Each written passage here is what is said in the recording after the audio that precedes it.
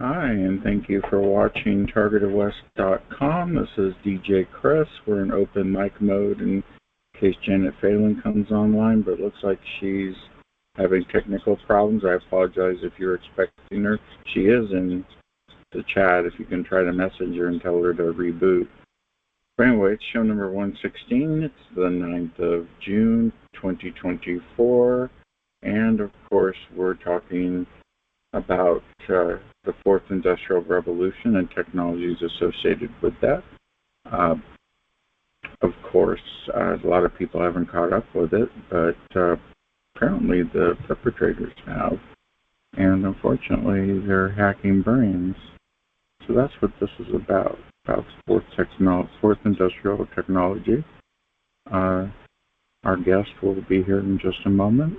She's probably rebooting. Thank you for dropping by. We'll play a quick commercial for the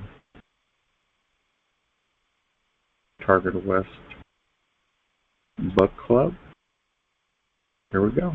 It's time for the TI Book Club, where every book opens a door to new worlds and shared journeys.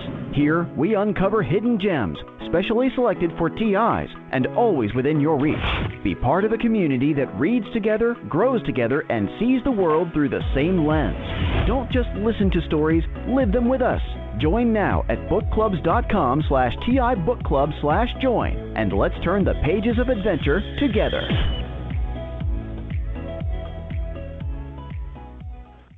Yes, join today. We have 157 members. Of course, tonight we're talking about the book At the Breaking Point of History, How Decades of U.S. Duplicity Enabled the Pandemic by Janet Phelan.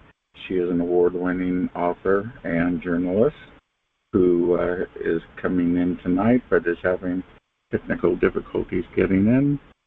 So we don't know if she'll be here or not, to drop back in or not. So we'll have open mic. Does anybody have any topics they'd like to talk about? Come on in. It's open mic.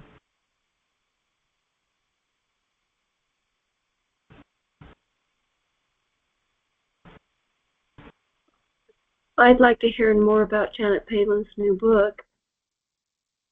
Is it a new book or is it an old book that we just haven't read yet? It's a fairly new book, and it's on Amazon. And unfortunately, her author or her publisher is dropping her due to her not being able to get her funding from the sales. So we were going to talk about that tonight and about her lawsuit against the CIA. So she has quite a full bit of information. Of course, when you're dealing with alphabet soup organizations, you're going to have debauchery, and they're going to interfere with the calls and make it so we can't spread the word about Janet's lawsuit she has going. Anyway, it's basically this to the CIA.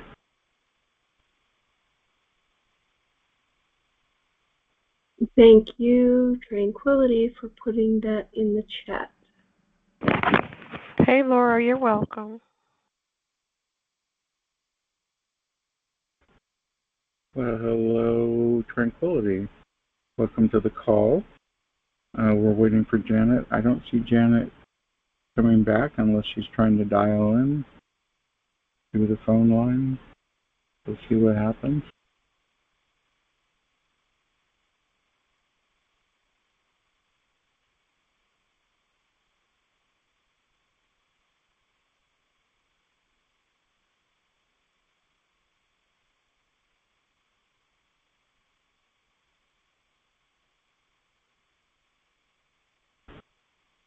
Her book is at the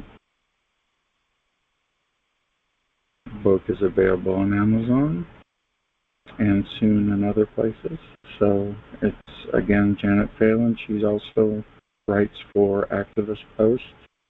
You've seen her articles before about the dual water system is what the book's about, and it's about a secondary water system to poison people. And she's done the background searches and gone through blueprints of city water systems and has discovered that indeed they are definitely poison in the water applying to. Janet Phelan, are you here?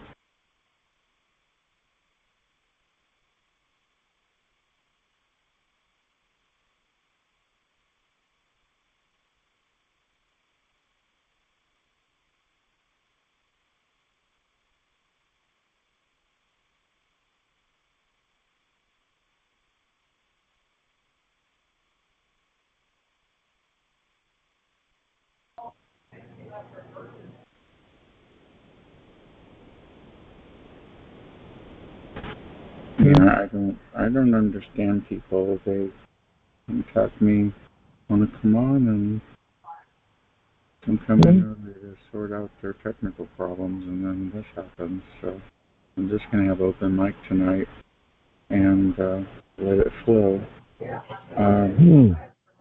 All good. So can you hear me? This is Benjamin. Hey Benjamin, how are you? Wonderful. I'm a friend of Janet, and I tried to message her on Facebook now, and it said it couldn't send the message. So it's obviously being blocked. That. Yeah, she'll be back to try to log in again, I'm sure.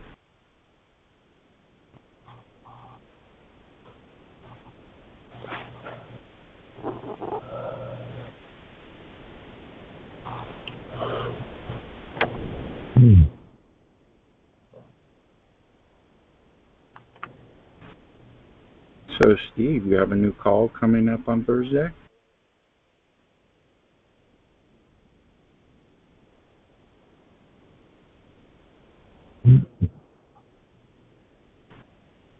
Steve's playing hard to get. Anyway, Janet Phelan, are you available? Come on in.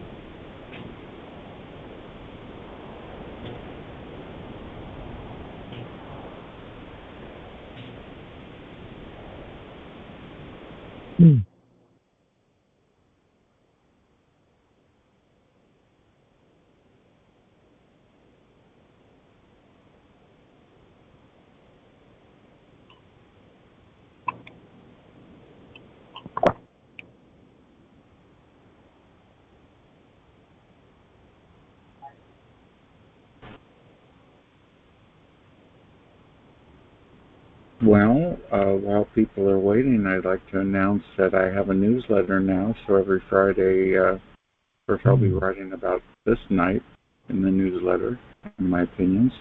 And so stay tuned. The newsletter is available at substack.com with a little asterisk thingy, TargetedWest. It's a newsletter. Every Friday they will have a new newsletter out. So I appreciate it if you can join now, and you'll get to read your first newsletter by Friday.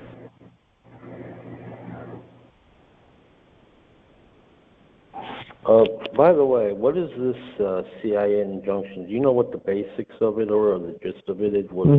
I have no idea. I was hoping Janet would be here to tell us. She didn't give me any real details.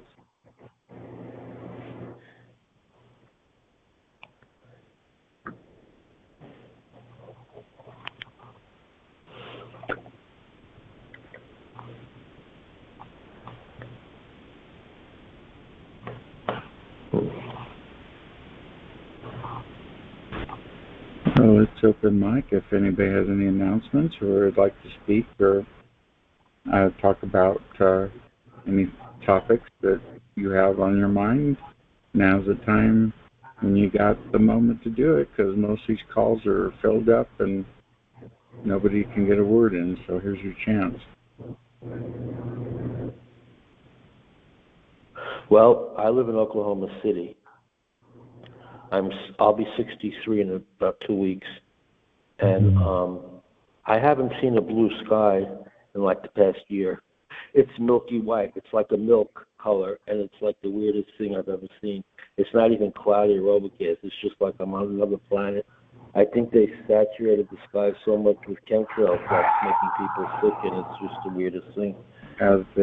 We had Elena Freeland on, and she wrote the book about that, 2 or 3 books about the ionized sky and how they're spraying us with red and white blood cells and strontium, barium, aluminum shaft, other materials to make us light up if they want to use radar, and also I think to reduce the population because Alzheimer's and other diseases happen when there's too much metal in the body.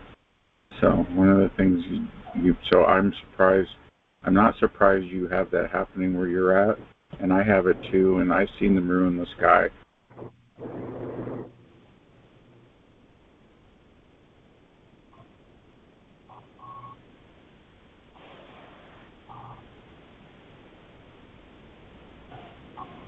It amazes me that, like, people, like, in their 60s, they don't comment on it. It's so obvious, but no one talks about it. To me, it's amazing how people are so deaf, dumb, and blind that they don't really care or what it is because it's so obvious.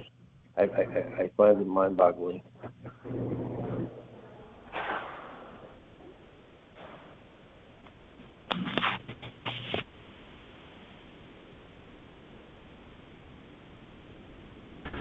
I'm having technical difficulty, sorry.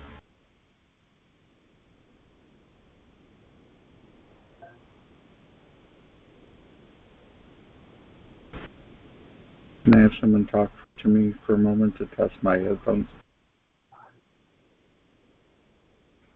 Testing. 1, 2, 3, 4.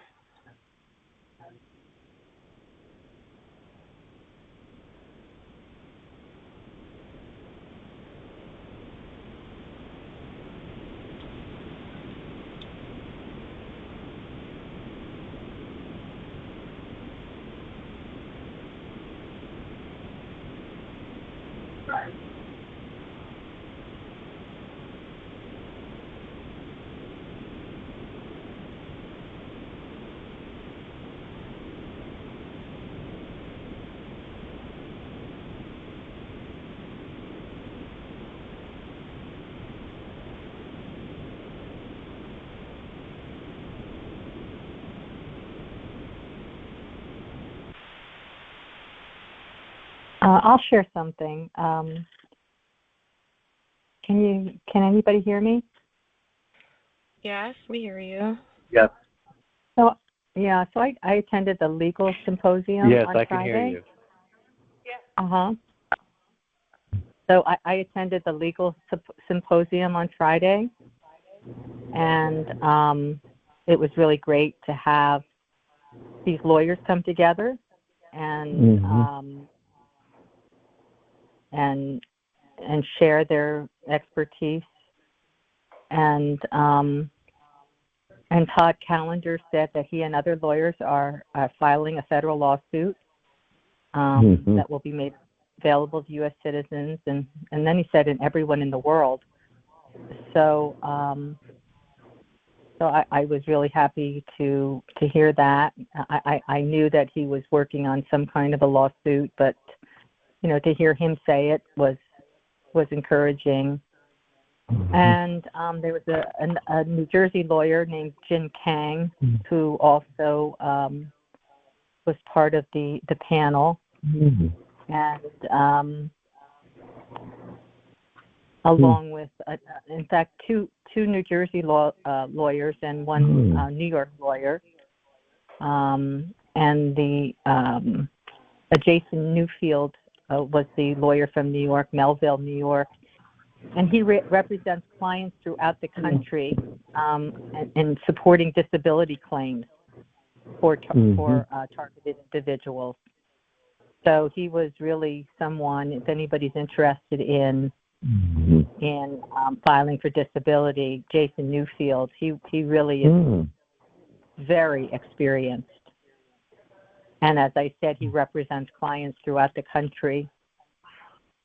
And there was a Susan Markenstein, who was the other New Jersey attorney, who has filed her own lawsuit. And then there was an attorney who I didn't realize he was going to be part of the panel, but I believe his name is Joseph Calderia. I am back. I had a technical voice. Hear me now. And he's from Texas. And can you hear me? He's yes. Thank you. Sorry. Go ahead. And he's an expert in global law. He considers himself an expert in global law, and he may be a lawyer for CIS. I'm not sure, but he too is involved with creating a class action lawsuit that we can all be a part of. So I just thought that was pertinent information, since there's a little time here, that maybe that information can be very helpful to somebody, since there's a lot of us on the call tonight. I wanted to share that. Yeah, thank you. And thank you for your activism as well. Now, did the lawyers give any specifics as to their strategy? Is this going to be a lawsuit against the government, or are they trying to gather information with it? Well, we weren't. This wasn't a symposium where we're able to ask any questions, but so for instance, Todd Callender, he didn't really elaborate, and neither did Joseph Calderia, I guess the pronunciation is. So if anybody's interested, I guess, well, first of all, I believe probably the symposium, you'll probably be able to watch it yourself on, you'll find it on the Targeted Justice website, probably. It'll be posted if it hasn't been already.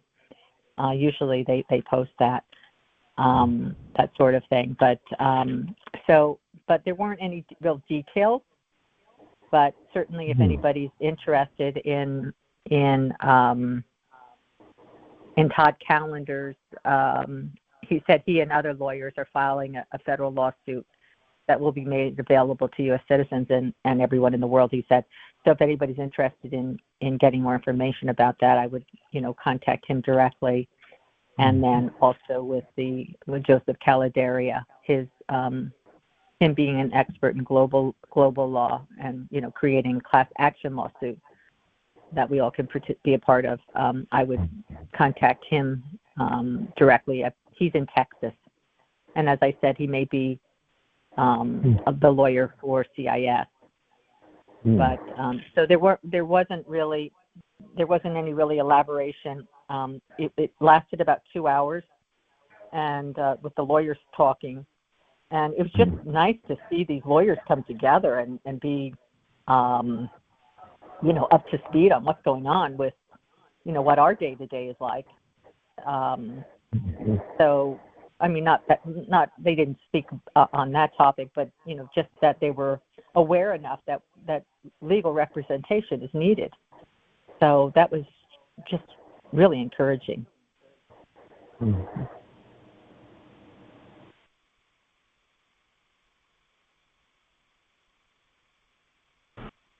Thank you for that information. It is pertinent. Janet Phelan, are you available yet? We're sorry Janet is having technical difficulties when you go up against the CIA. Sometimes that happens. Yeah. And I did want to add, if I may, Jason Newfield, he was the attorney that represented Len Bear successfully. He represents clients throughout the country, as I said, with his disability claim. It was Jason Newfield who represented Dr. Bear. And, he has a certain strategy in accomplishing all that, which makes a lot of sense, what he explained. He did mention that it's important to keep logs and diaries, guys. So we've heard that before, and he mentioned it as well.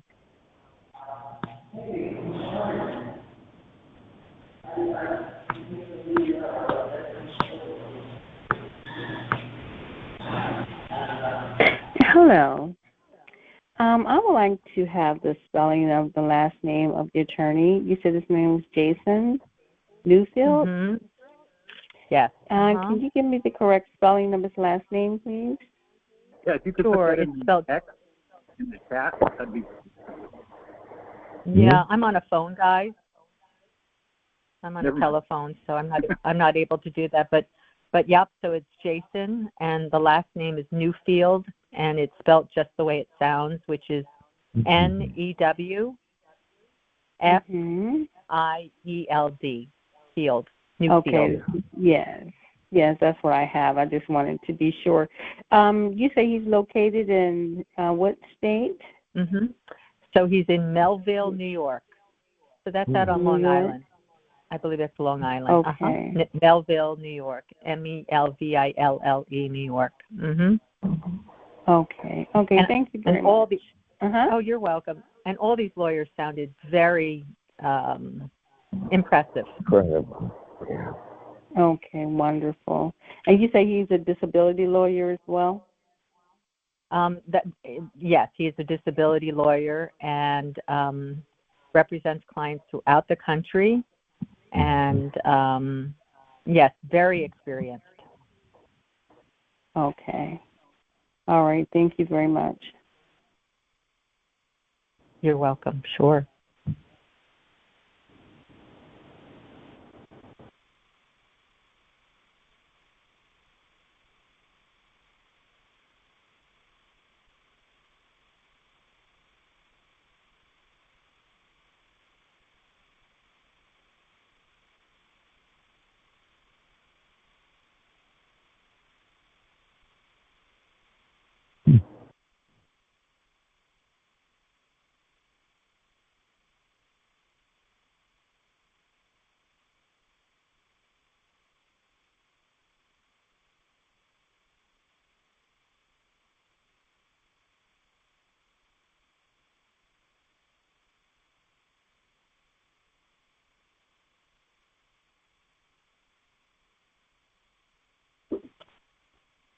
I guess I'll just keep talking then and sharing what some of the notes that I took, if I may. So Susan Markenstein, who is also a New Jersey attorney, so she posed the question, how do we become a formidable group? You know, how do we become a formidable group? So, you know, my thought about that is, you know, we create, you know, we have some nice organizations in place already. It's not to replace any, but to create another one. We create an organization, you know, with credible names and scientists that support the evidence, you know, and other high-level professionals, you know, like Robert Duncan and, you know, James Giordano. He'd be great, but, you know, he's not going to be somebody that, you know, could be part of our, you know, he's with the DOD and, you know, he has his own, you know, own direction there, but certainly there's enough scientists that are talking about this now, and other high-level professionals, and then we call ourselves something like the Neuroweapons Foundation, you know, something like that, and you know, so then when you know, when we want to get to the media, you know, it's not us reaching out, but it's experts, you know, that have the credibility to speak on this topic that, you know, that is speaking with the media. It's a whole different, you know, these are experts.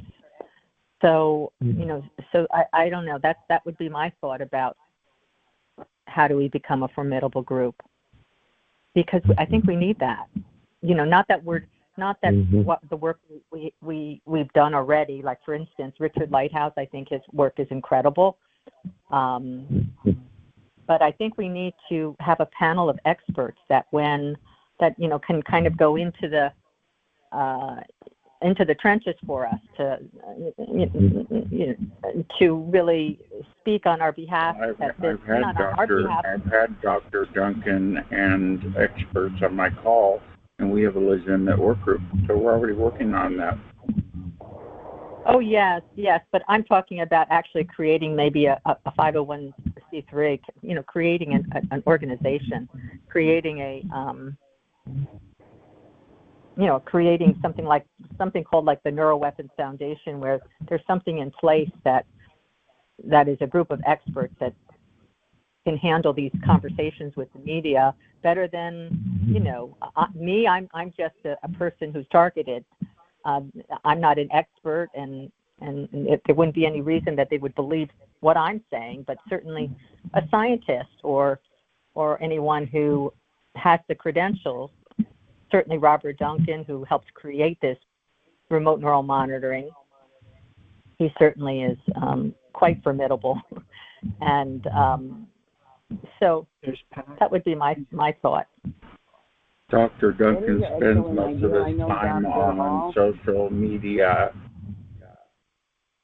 I'm sorry? I was going to mention at one time Dr. Hall had his own website with Magnus Olson and Dr. Barry Trower and a few other experts. But I would actually say neuro and bioweapons.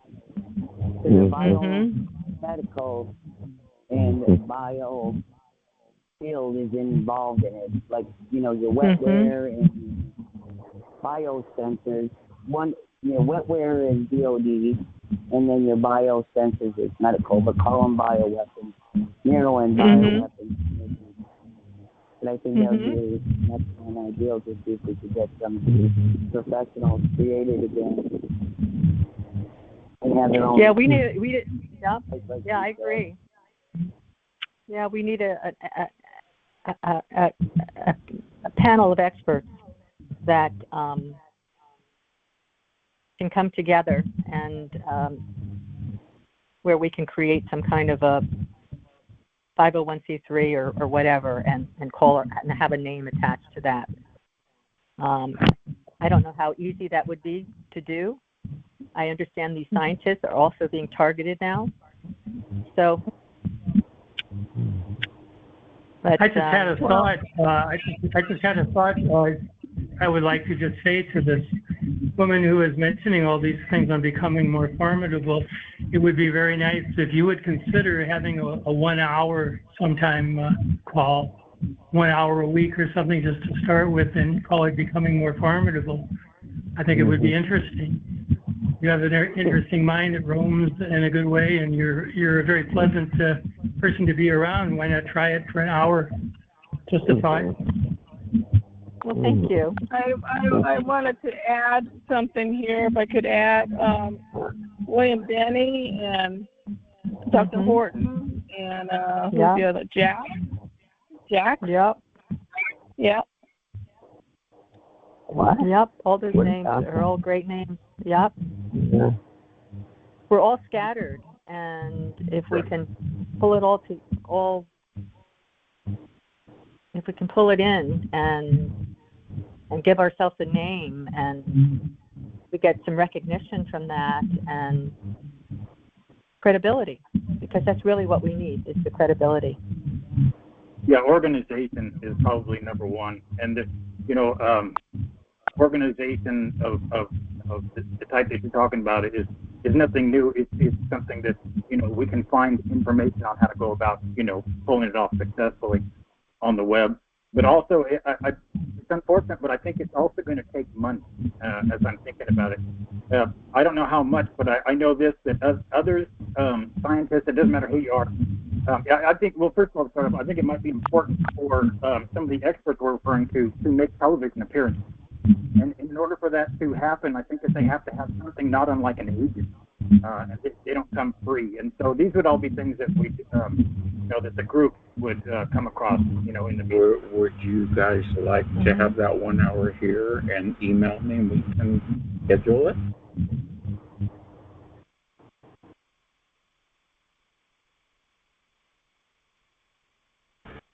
Well, I guess not. I'll keep quiet. Sir, what did you say about the television?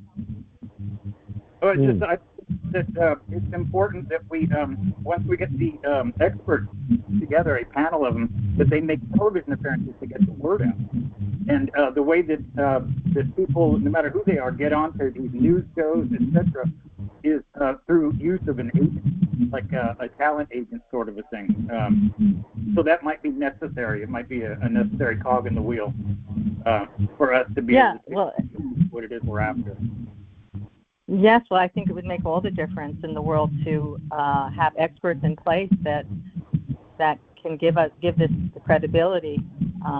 For instance, Len Bear is the Targeted first Justice civilian has credibility. They have quite a bit of an organization. So why do we need to start another one? They're 501c3. Yes.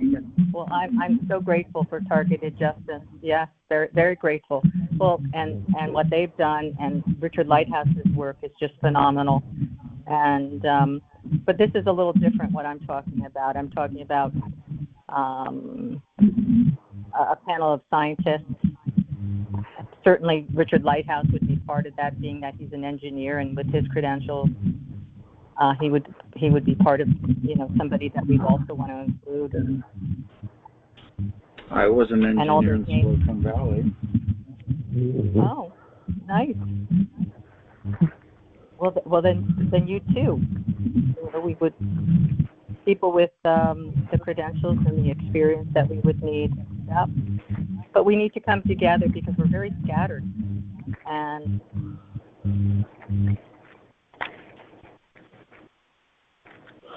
does anyone remember Ann Caspar? She died about a year ago. Yeah. I do remember her. Yes, I used to talk to her on Facebook, and yeah, that was sad. Well, we believe that they killed her because she was the most aware, intelligent person that I ever met that knew exactly what was going on. In fact, she gave me websites, well, not websites, but phone applications where I can check which universities are tracking me and who and where the satellites are. And this is good for legal documentation. And they're making huge amounts of money off of us from many universities by studying our biochemistry remotely. And they're listed there. She gave me all the sites and how to find everything. So if anyone wants to contact me, can you give my phone number and they can tell them where to go?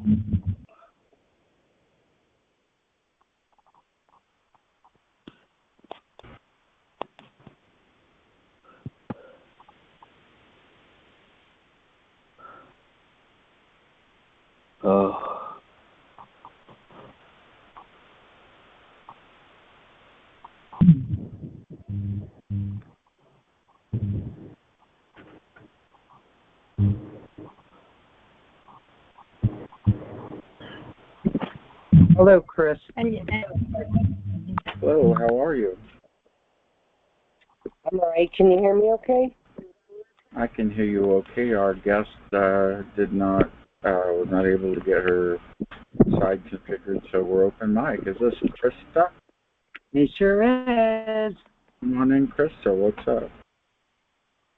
Well, I wanted to let everybody know about, everybody was talking about experts and engineers and this kinds of stuff. Well, we have it all. We're working with the CARIS project, K-A-R-I-S, the CARIS project, and it's with Dale and Keisha Richardson. I have Keisha at my house right now. She's been a guest for a little bit. Anyways, the website is unity-art.org. UNITY, D as in dog, SRKARIS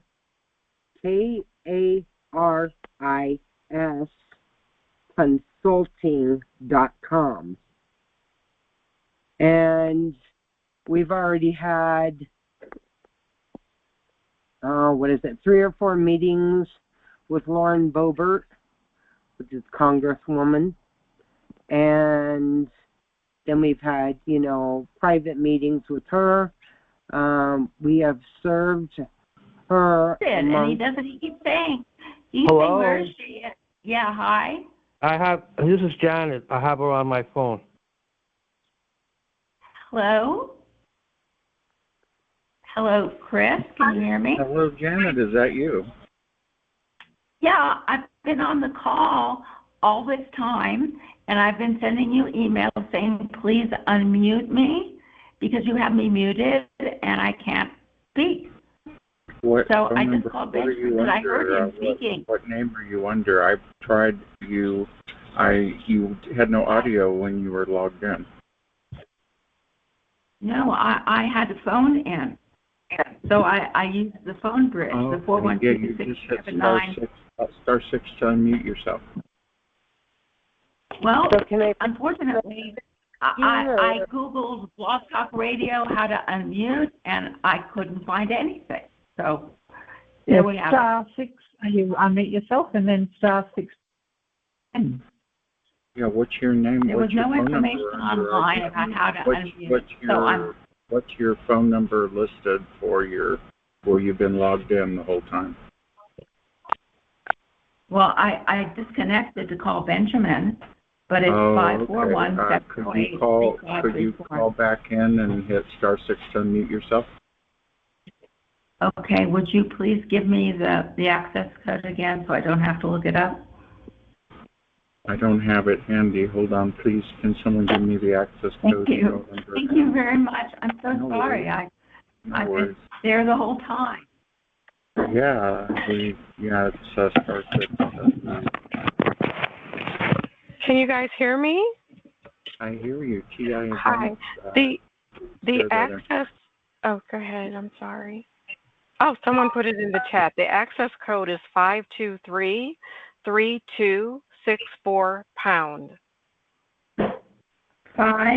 Give it to me again. 523. 3264#. We'll call back in immediately. Thank you very much, wherever you are. Thank you. You're welcome. Can you still hear me, Chris? Yeah, go ahead and wrap up there, Krista. You're doing great. I like what you're talking about, and that get a hold of Laura and Bobbert. That's crazy. Yes, and so she is taking this to Washington, D.C. We have a meeting tomorrow dealing with the committee in Washington, D.C. We have also gotten this project and the evidence that we presented, which was a regress of grievances, which is proving treason on all levels, whether it be the COVID shot, whether it be the bioweapon, whether it be the chemtrailing, whether it be, the poisoning of the water, human trafficking, child trafficking, sex trafficking. We've exposed it all, and we have lots of evidence, and we submitted it to her live stream on the CarisProject.com. And now we have the backing of General Flynn, and so we are moving forward. And once this hits the House floor, every TI will be able to bring their evidence to the House floor. I also wanted to ask if people could get a hold of Dale Richardson with the Caris Project. And if you go to their website, all 50 states are listed there. You can download the PDF, and you can go print it out for your state and also get it on a zip drive. Can you hold on a moment, Janet? Janet, we're in the middle of doing a show. Janet Phelan, are you available? Thank you, Krista, for that information. Janet Phelan, are you available? Star 6.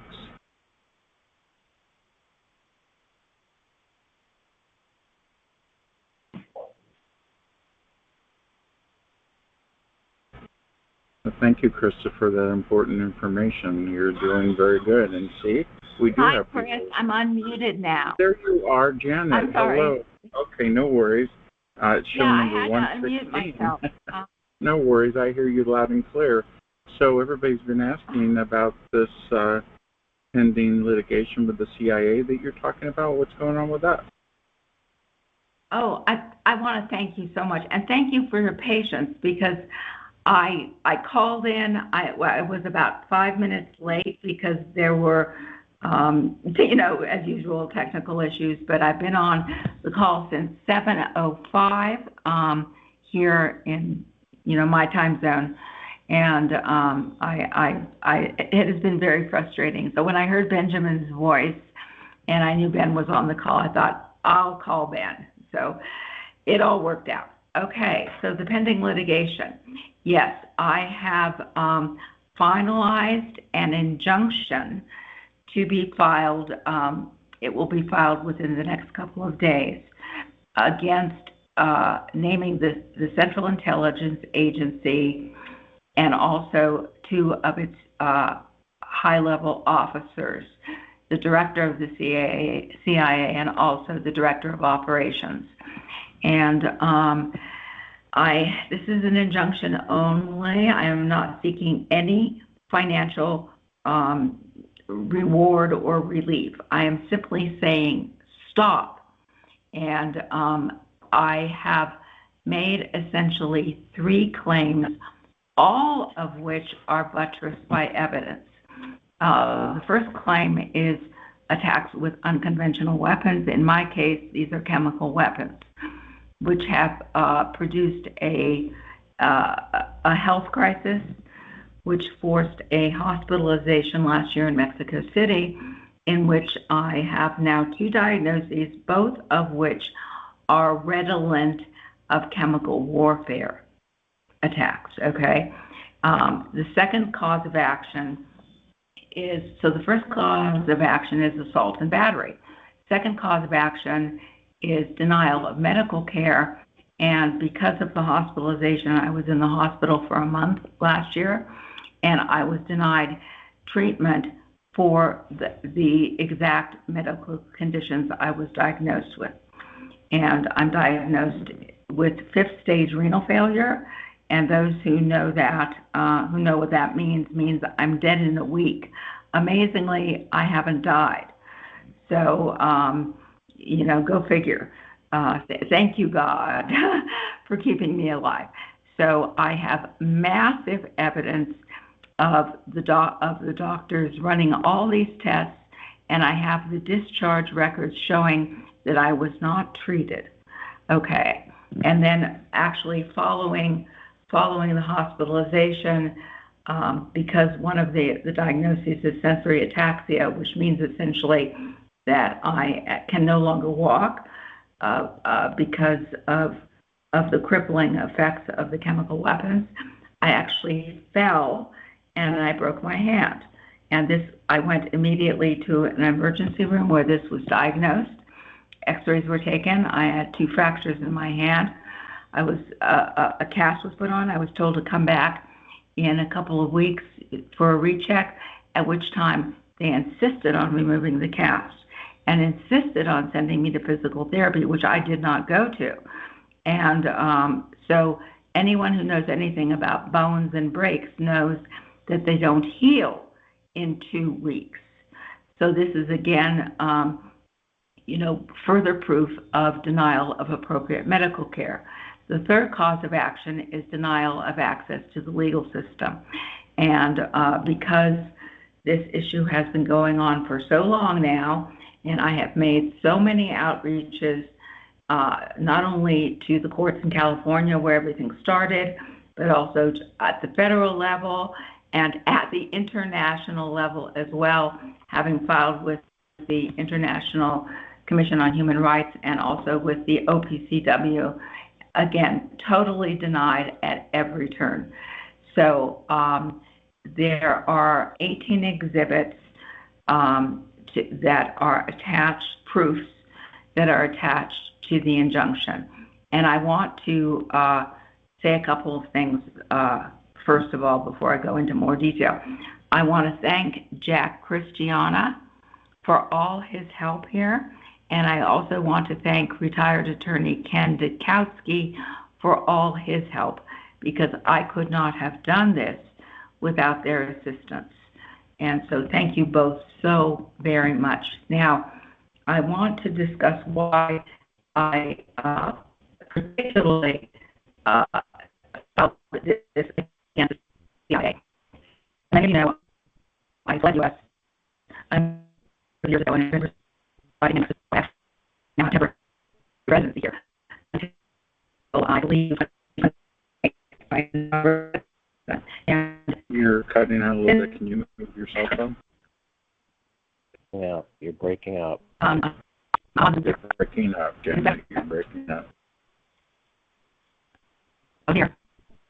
Oh dear. Right when you said CIA. Okay. Yeah. I'll go ahead. You're still cutting out. I got him.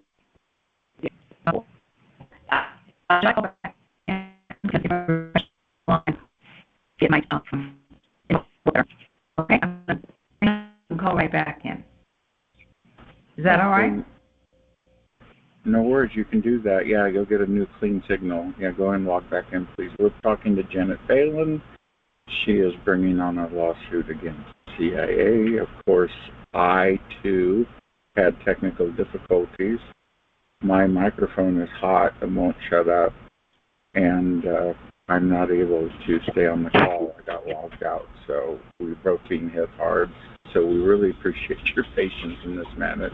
Janet will be right back in just a moment. If you're watching this on your favorite platform, like, subscribe, and comment, please.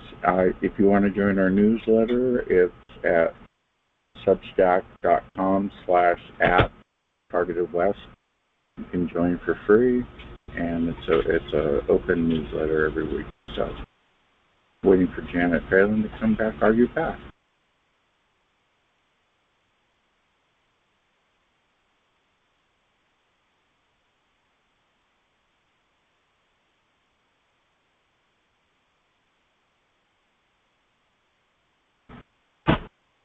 Paging Janet Phelan.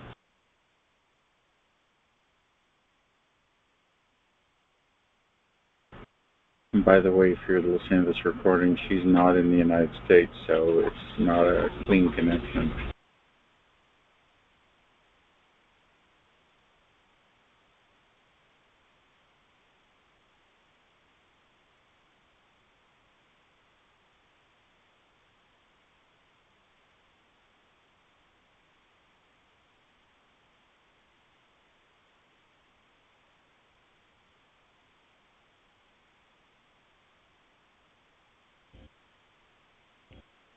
Hi, Chris. It's Janet. I'm back. Can you hear me? I hear you loud and clear. You sound great. Let's continue. Oh, good. Okay. So I was discussing why I specifically targeted the CIA with this injunction. And the reason is that the CIA is mandated, is the only intelligence agency mandated with overseas operations. And because I am in Mexico and have been out of the U.S. since 2008, the CIA is the only agency that would be operating in my circumstance. And what I am alleging in the claim is that is something called transnational repression. Now, this is very interesting and might be of interest to others on this call because the U.S. is making a big deal about transnational repression. Now, what does this mean? This means, according to the U.S., that foreign governments are targeting their own citizens within the U.S.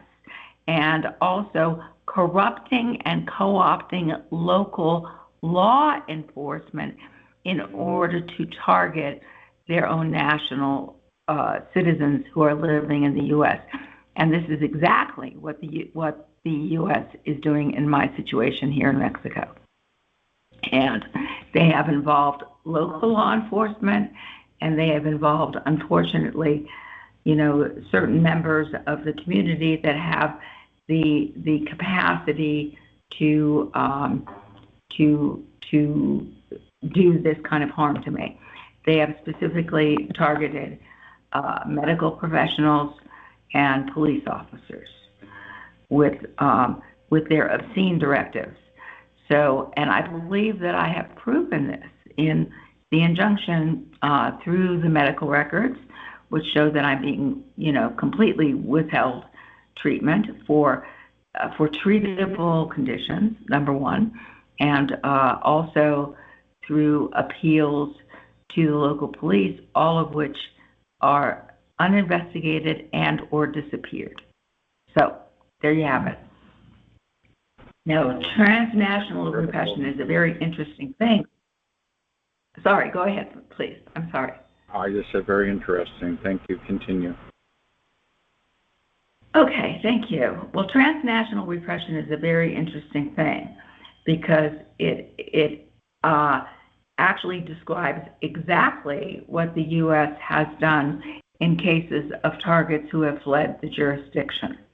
And it applies not only to my situation, in the press release, which is pending, which will be going out next week, I discuss also the case of another journalist who adopted a Muslim name.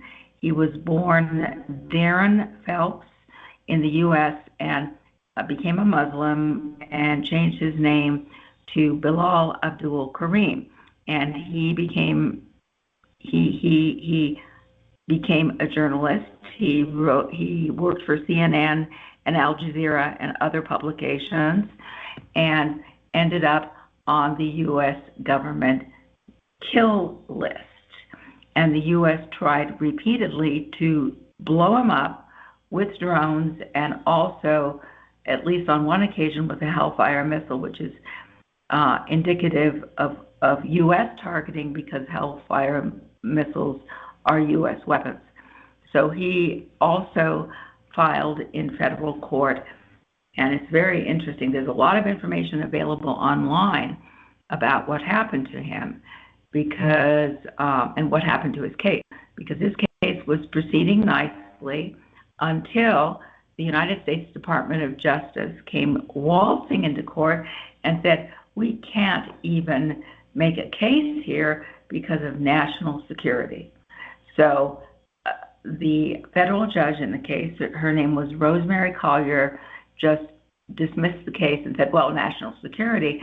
So there are some implications here, and these implications affect all of us.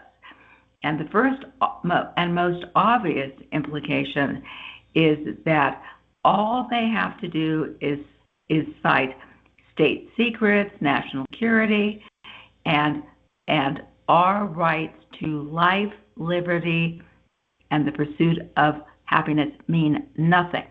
Nothing.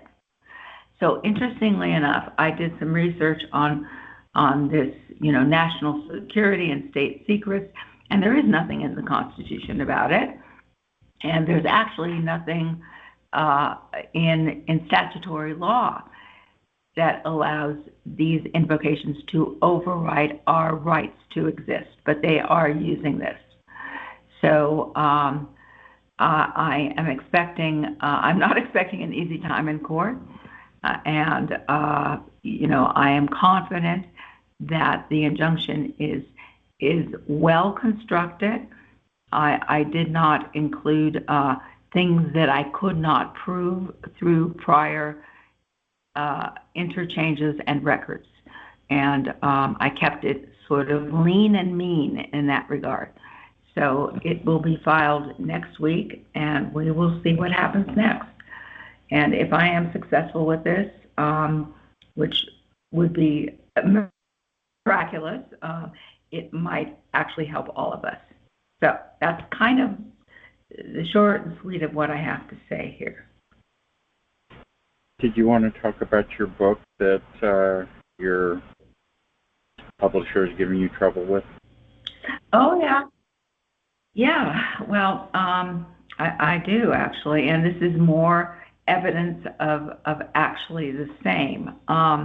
As some of you know, I've had 2 intelligence exposés published. One was published in 2014 that is more or less a narrative of what happened in my life to produce these extreme circumstances and to force me to compel me to leave the country. It's titled Exile, and I self-published that. Now, in 2021, I had another book published that was published by a rather well-known publishing company in Oregon that has a reputation. It's called Day, and it has a reputation for publishing, controversial and interesting works. So this was published in 2021, and do you still have me? Because I've got something on my screen that says that my connection is failing. Loud and clear on this end. Good. Okay, glad to know that. So this was published in 2021 by Day, and it is about, it's very different from the first book. It is solely reporting on basically on the U.S.'s biological weapons program, which resulted, of course, in the pandemic and has just resulted in all these new amendments to the international health regulations, which were passed in Geneva, Switzerland, and which have the potential of destroying more lives. So this book is very different from Exile and is basically focused on external issues. I began to have some problems with my publisher about a year and a half ago, I'd say, 2 years ago. According to our contract, he has to send me sales figures to buttress whatever royalties he's sending me. So I asked him very nicely for sales figures. This was about a year and a half ago, 2 years ago, and he responded by pulling the book, at which point I went on the air in multiple different venues. I had a lawyer contact him because there is no clause in the contract for canceling the book because I asked for sales figures. So he backed off, and lo and behold, about a week ago, he did it again. He said he had this minimal amount of royalties to send me, and he just couldn't wrap his head around the fact that if he's sending them via MoneyGram, which he agreed to do, he has to have my first, middle, and last name. And he couldn't send it that way. He just couldn't do it. So, of course, I couldn't get the money, and I was involved in some correspondence with him, all very pleasant, up to the point he says, I'm pulling your book. So he's pulling the book. He is not sending me the royalties that he even says he owes me. And since during the correspondence about the royalties, I asked him for the recent sales figures. I'm figuring that that's what triggered all this. So he's not sending me the sales figures, and he's not sending me the royalty. So he has informed me that he's pulling the book within, I think it's 3 weeks now. So if anybody is interested in reading about the U.S.'s biological weapons agenda, there is information in the book about other weapons systems, and there is including a duplicate water system in some countries in the U.S. I'm sorry, what was that, Chris? I missed that. Including a duplicate water system in some countries in the U.S. Yeah, well, that is one of the big disclosures in the book, that was original research, and I have reproduced blueprints and other documents from government agencies proving that that we have what I'm calling a double-line water system, which is set up in a way that would absolutely facilitate the targeting of individual buildings and residences.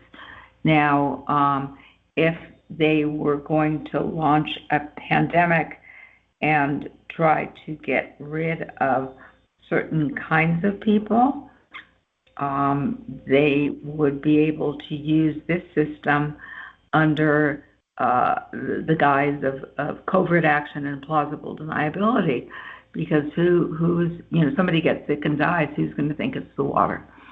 So the book is very well documented. I'm very proud of it.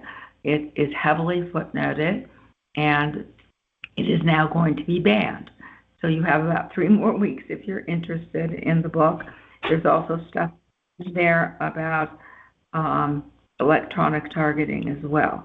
There is the book is in a sense wide-ranging in that it has a general thesis that the U.S. has been indifferent to the mandates of human rights and of individual liberties, and I believe is a significant book, but it will be unavailable within 3 weeks. So if you're interested in can you legally print your own copies or put them directly on the internet, or do you still own the rights? Well, after he cancels the book, I believe at that point I'll be able to put it, somewhere else. Obviously, it won't be going through another traditional publisher. It would probably end up on the Book Patch or on Lulu or something. But at that point, I use Lulu all the time, and they do global distribution. And Barnes and Noble gets my books, and Scribe, and Kobo, and Amazon, and everybody. Apple. It's very good to know, and I really appreciate that, because obviously I'm going to have to do something else with it. And I appreciate that information, Chris. No worries. Someone wants to know the title. Again, it is At the Breaking Point of History, Anthony, How Decades of U.S. Duplicity Enabled the Pandemic. Anthony, it's written by Janet Phelan, and we have one person who's going to probably buy your book. He's a bookworm. He loves books. He's in our book club. Oh, that's wonderful. Well, thank you.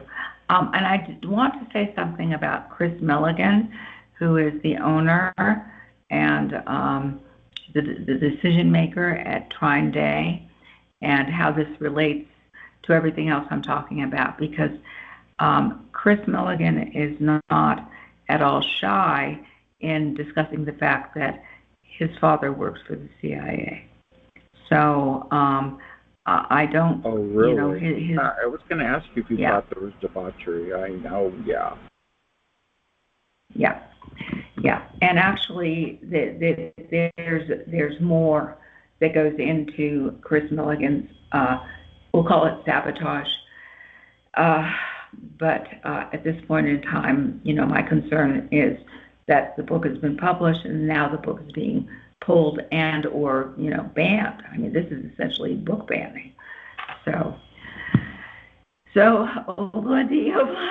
life goes on, right? It does. Do you want to take some questions and answers from the audience? Sure, I'd love to. Thank you. Okay, let's just do a quick commercial for our associate who's helping us co-moderate today by muting all the stuff that we don't want to hear. Welcome to TIEvents.org, your official insider for the targeted individual community. As the go-to source for all TI events, we're here to keep you in the loop with the latest and greatest happenings. Discover daily conference calls, meetups, and exclusive events across the USA, all at your fingertips. Plus, planning a TI event? Advertise with us for free and connect directly with the TI community. TIEvents.org is not just a website. It's your gateway to a world of information, connection, and empowerment for TIs everywhere. TIEvents.org, your official insider. Dive in and discover today.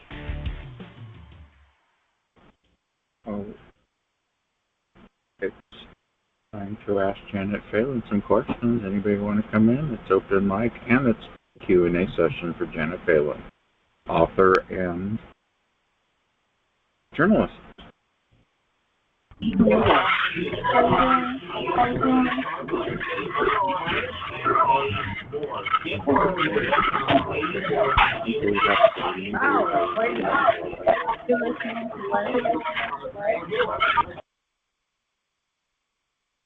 Wow.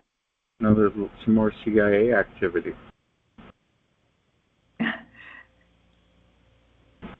Come on in. It's open. It's time for Janet Phelan, open mic. Ask your questions. Yeah, it's funny. I got hacked earlier. It's really bizarre. You're hitting a nerve. Yeah, hi Janet. It's Kevin Boykin. Thank you for the invite, first of all, and thank you for the work that you do. I'm definitely going to purchase the book. It's amazing how you're able to get this information. I suppose it's not something you would like to divulge your methods. But I do have something of a somewhat morbid question. Yes, I would. I actually, okay, go ahead. And the book at the breaking point of history goes into some of my methods. And okay. Pursuant to researching and writing the book, I traveled twice to Geneva, Switzerland, and attended the Biological Weapons Convention there. And as I attended as an NGO rather than press, I was allowed to participate in the convention. And this participation opened up all kinds of doors and portals for me in terms of understanding the depth to which the U.S. was lying to the international community. Well, that's one thing that I can mention very quickly. So I've certainly I've been very active around this issue for some time now. Right. Well, we're grateful, I can tell you that. And, I have something of a somewhat morbid question, but I think you'll understand it. You're mentioning that your health is poor, and I'm really sorry to hear that. But is your lawsuit just Janet Phelan versus these organizations, these institutions, or do you have other people on board to continue the fight should something occur? No. It is Janet Phelan against these institutions. And, I don't want to spend time on this call dissing some of the organizations that I understand other people respect and admire, and so I won't be mentioning them on this call. But all of us who are being attacked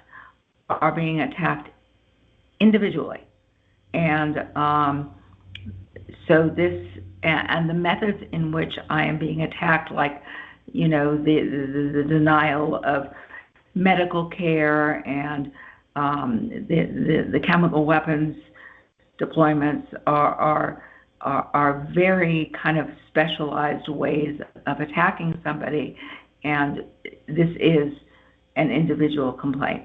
Yeah. Okay. So, and I'd like to finish with, we all have a shelf life. What happens in such a situation when we have lawsuits occurring and then one of us passes? Well,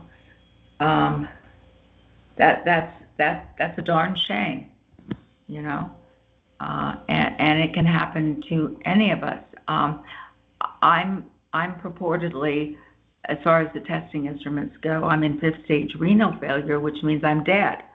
And when I came back from Mexico City, with these horrible diagnoses last year, I was kind of like frozen in the headlights for a bit of time, because I figured, well, I'm dying, right? But then I didn't die. So I figured, okay, well, I'll just keep on trucking.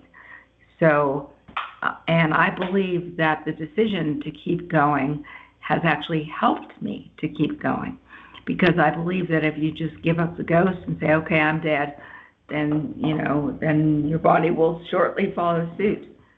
So. Thanks again. Thank you, Kevin. Thank you, Kevin. Next question in line, please. Janet Phelan.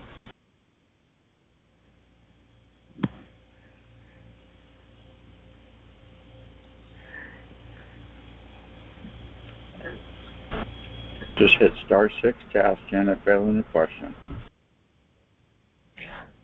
Janet, this is Charles from Tampa, and hi.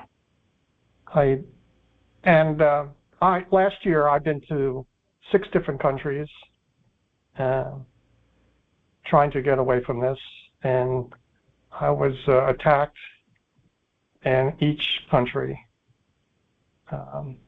and stalked. And you mentioned about the police in each state too. I was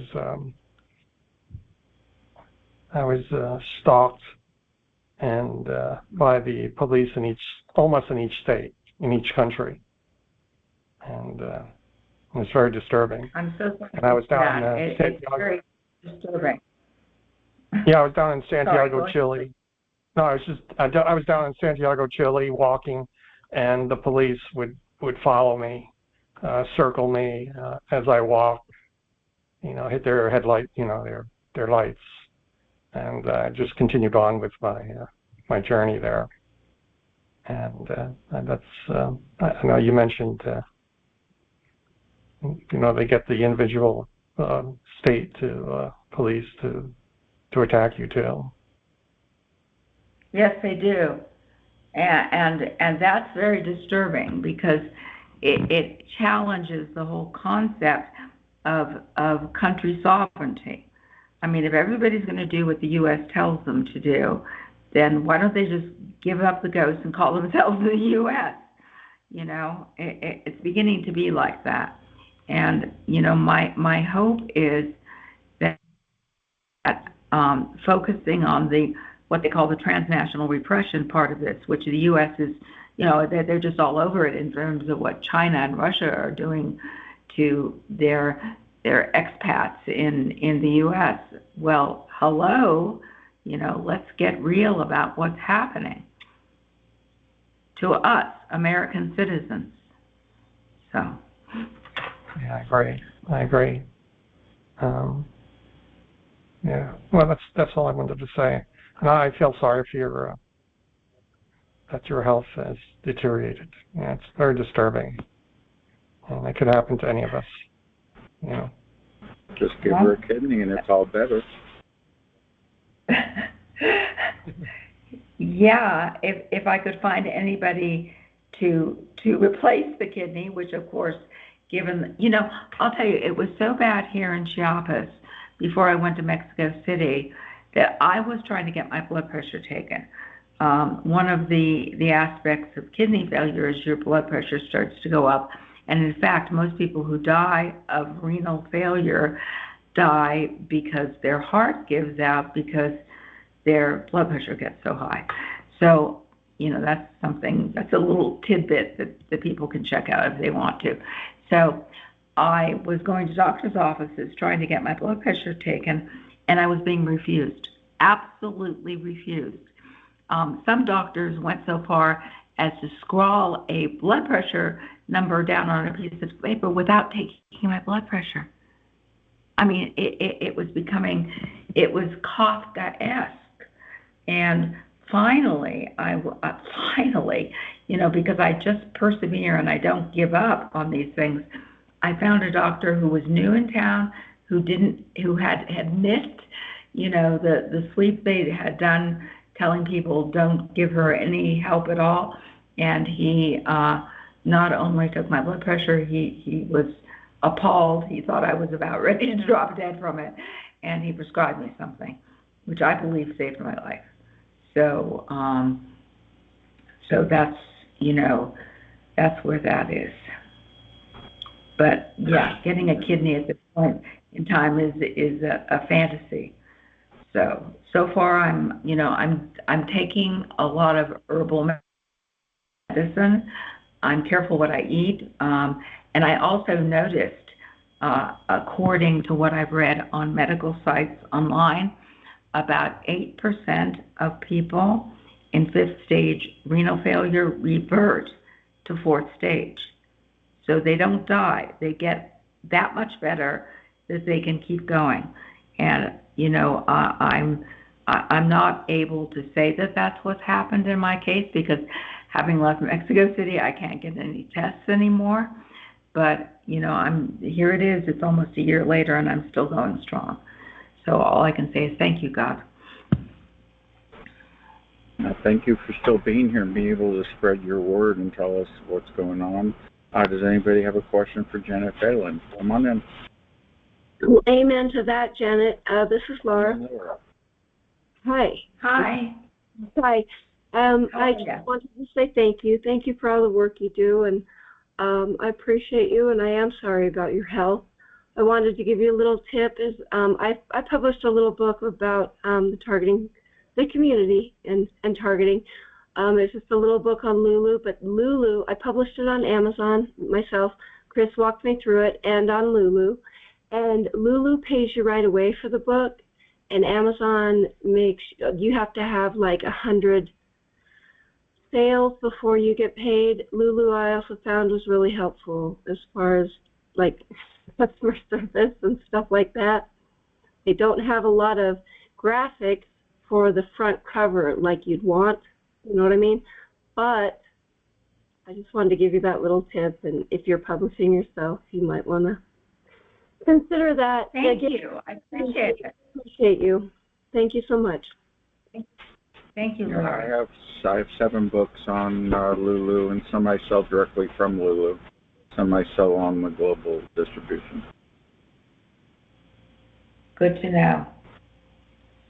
And I got paid by a check recently, so they paid me it's a $25 threshold. Ah. Okay. Good to know. And I'm at $23. I just need one more sale, and I get a check. Yeah, it's pretty good paid. So Amazon messed around with me for a while because I didn't have my name spelled right, and then finally paid me, but it was like solving a puzzle. It was Franz Kafka-esque indeed, the way they operate, for sure. So many promises, but you cannot get a hold of anyone in the big ivory tower. My father was a journalist and author, and his publisher was Random House. And his first book made the cover of Time magazine. And he was a superstar at Random House for a while because of that. And now here I'm dealing with this publishing company in Oregon, Trine Day, that won't even honor their own contract. It's quite amazing the level of right stripping that is going on and how it is affecting so many people in so many ways. So. I agree. Does anyone else have a question? Come on in. Yes, hello. My name is Kelly. I'm from Perth in Western Australia. I just wanted to mention about a book which... Hello. Thank you very much for your talk today. It was great. I just wanted to mention about a book that when you talked about how you were sick and that you were talking that you felt that you were near the end and now you're getting towards being healthier again, I wanted to talk about a book called Power versus Force, and it was by a doctor called David Hawkins, and it was Power versus Force, the Hidden Determinants of Human Behavior. And in his book, he was able to calibrate thoughts, and every thought that we have is calibratable by technology. And I believe this is what the perpetrators are doing, because all the thoughts they are trying to get us to have, like fear, anger, grief, sadness, these all calibrate at under 200 on the Hertz scale. And then all the really healthy thoughts like love, happiness, joy, bliss, and kindness, he calibrated that they were all the ones that make us healthy. So I believe these perpetrators are trying to make us have all these negative thoughts all the time to bring about negative health within our bodies, because every time I have a negative thought about anything, they actually say it back to me, but in a very similar toned voice to my own, which I believe then resonates with your subconscious mind. And in this book, Power versus Force by Dr. David Hawkins, it explains this in great detail. And I just wanted to mention that, and I thought that book may help some people as well. Thank you. Power of Thought by Dr. David Hawkins. I'd like if someone could email that to me. I'd appreciate it. DJ Chris at TargetedWest.com. Yeah, I can't email it, but Power versus Force, Power vs Force by Dr. David Hawkins. Oh, okay. And it was a 30-year study that he did. Thank you so much. Bye, Janet. And thank you, Chris. Thank you. Any questions for Janet Phelan? Come on in.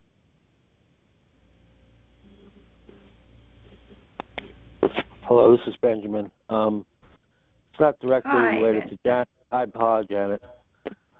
I'm glad you're on the radio, because you help us all feel confident in what we're gonna have to go through. You saved the day, Benjamin. Thank you. You're welcome. Yes, sure did. Thank you, Benjamin. It's not related to you, Janet, per se, but based on what the woman just said about David Hawkins, I think I sent you, Janet, that site.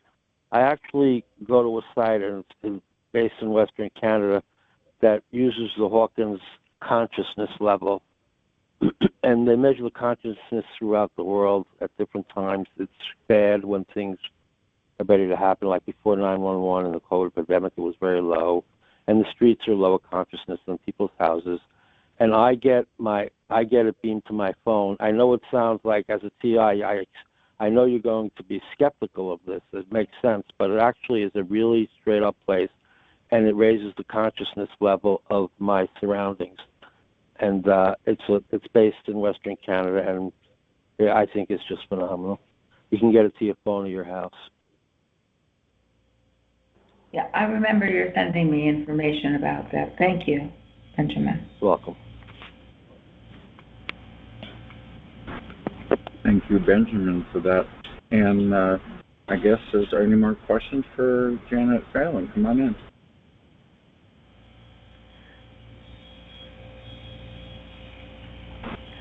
No, I think that wraps it up, Janet. What a great interview. I think we have someone here. I was just going to say hi, Helen from Targeted Justice Australasia, another Aussie. Thank you so much, Janet, and DJ Chris, for what you're offering us.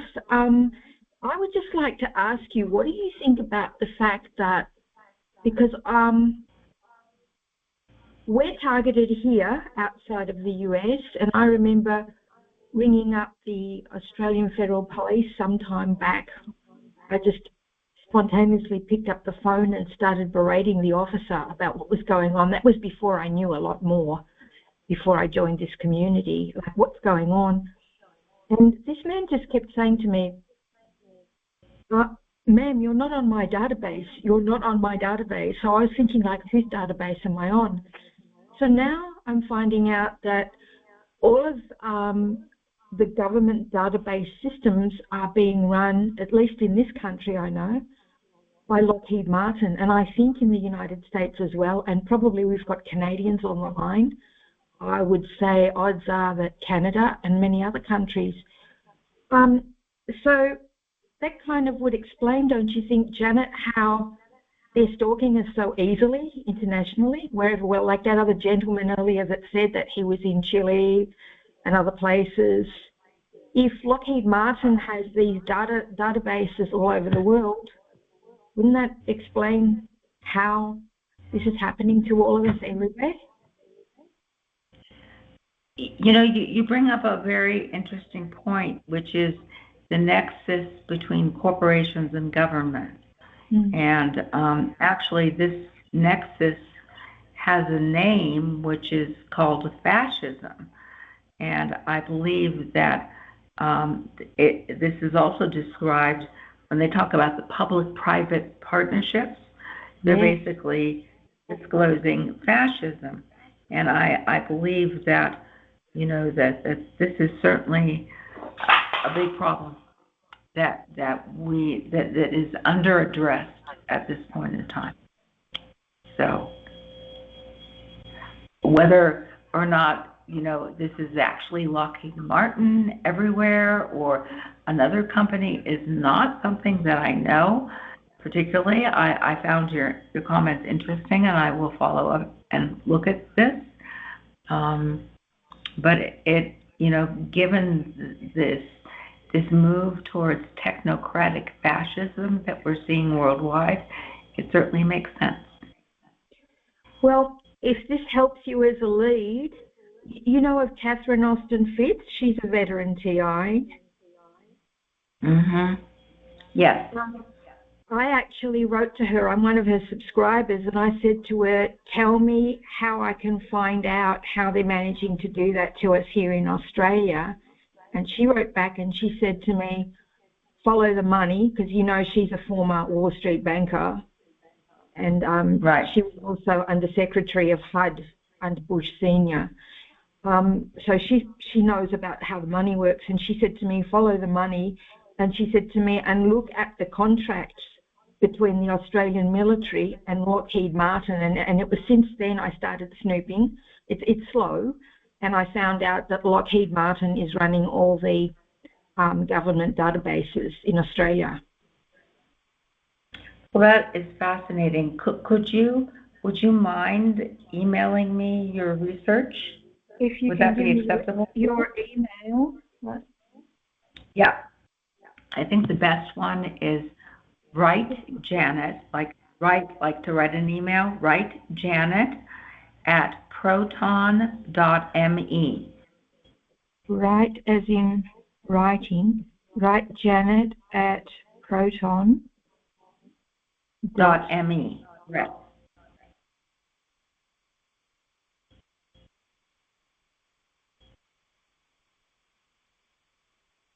Hello? Very good. Thank you. Thank you. Okay. We're pretty much done interviewing. I think we don't have anyone left to ask questions. So, again, thank you, Janet, for your time. This will be a very good recording. It'll be on YouTube and all the platforms by tomorrow afternoon. Thank you so much for all you're doing, Chris.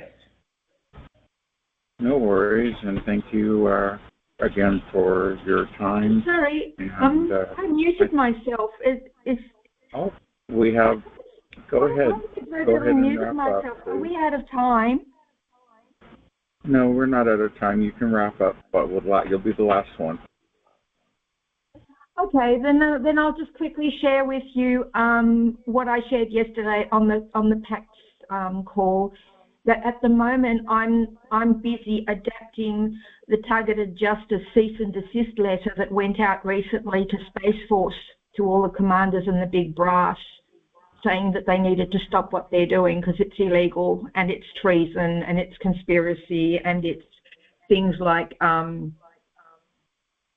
deprivation of constitutional rights, etc., a whole list of things. So, and I found out that by trying to find the top brass here, I found out that the CEO of Lockheed Martin, Australia, New Zealand, is somebody that was groomed through the ranks of the Royal Australian Air Force and the military. And then I looked at the corresponding person over in the United States, and it's the same thing. These people were groomed, and they have handsome resumes. they look like they're real patriots, but now they've been appropriated by Lockheed Martin, and these people are working very, very closely together. So General Saltzman, who is the head of Space Force in the United States, I found was out here in Australia just in early May, and I looked over his speech, and he was promising very, very close collaboration with the corresponding people out here. So this is how it's working. The military is working very, very closely together, and the heads of these organisations are the military-industrial complex. They're the weapons manufacturers, and they're running the government databases. Yeah, they are. Well, as a matter of fact, the United States government outsourced all the databases and computers to Lockheed back in the 90s. So I'm sure with the 12 Eyes and the 5 Eyes coalition using Lockheed equipment. Anyway, I need to turn the recording off. Thank you for watching this recording on your favorite platform. We're going to go ahead and continue open mic and questions and answers if you'd like, but I'm going to go and shut the recording down. This is DJ Chris. Please comment, like, and subscribe on your favorite platform and on Spotify. Thank you again for your time.